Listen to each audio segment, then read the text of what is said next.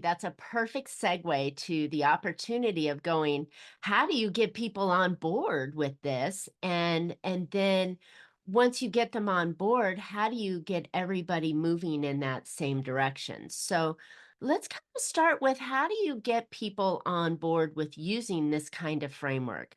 I would assume that your management is telling the people, I was gonna say the little people, but that sounded terrible. The little people to do the work, right? So it is kind of that top-down stuff. Well, you know what? I sort of have this image in my mind of how these things come into organizations. And what happens is, someone on the board or someone in the C-suite or someone in the corner office is, flying somewhere I and they got an pick up, idea, right? yeah, right. They pick up a book in the airport bookshop and they read it on the plane and they get off the plane and they're so excited. They're like, this is amazing. We're going to do this tomorrow. Never and had that happen, never. and there is a really, really good book that is very persuasive that way about OKRs. One of the most famous investors in Silicon Valley wrote a book called Measure What Matters, Mm, John Doerr.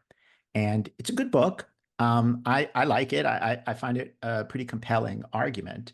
It's pretty light on the details as to how you do this stuff, mhm. but it makes a pretty good case for doing this. And so objectives and key results for the listeners who may not know, objective is your kind of big goal, right? What are you trying to do? What's a vision of success? The Cleveland Clinic, who uses objectives and key results, might set an objective like the best place in the world to receive healthcare, Mm. right? Um, and then the key results are how you measure it, right? And so, how do we know that we are making progress towards that goal? And you usually have a small set of measures that you put in place, three, four, um, to track your progress. And what's interesting and exciting about it is it doesn't tell people what to do. Hmm.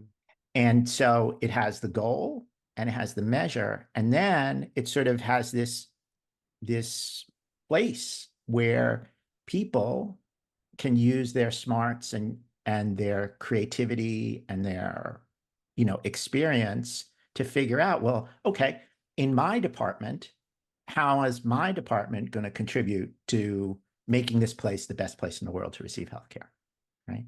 And so it's a way of leading an organization with an objective, right? Without necessarily telling people, you do this, you do this, you do this, you do this, you do this. I like it. So does it only work for big global objectives, like we're going to be the best place for healthcare, or we're going to be the leader in X or Y, or we're going to be the most, on-time delivery? Is it only for really big objectives, or can we use it for small objectives as well? Well, we can use it for both, right? So we can create these kind of big, compelling visions that a large organization can all kind of align around. Mm-hmm. But we can also make it something that a small group of people might align around. We might have a let's say we're a 10-person company that wants to we see an opportunity to, I'm going to make something up, eliminate food waste, Oh, right? fun. Okay. Or make it easier to get a restaurant reservation. Or, we'll pick a couple of simple examples, right? Little companies. And you might say, well, okay, well, what's the most important thing we have to do this year, Mm. right? What is the most important thing we need to do this year? Well, it might be that, let's say in this eliminating food waste, we might need to build our credibility.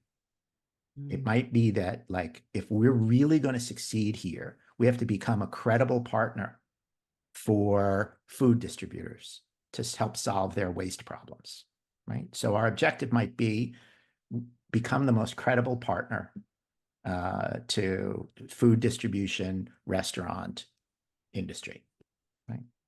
I don't know, I'm kind of Okay. making this up a little No, for this it's example, it's but actually very interesting because you're pulling the layers back on what the true intent of an OKR is, right? You can come in and say, okay, our objective is to make, $1 million in revenue, and our key results are going to be that each quarter we've achieved a certain milestone, right? Mhm. But in reality, this can be used in more visionary aspects and more um, uh, cultural aspects rather than just what a lot of business owners focus on, which are what are the numbers, what are the key results, how many new customers do I need to obtain? Are we going to, dominate this market over here?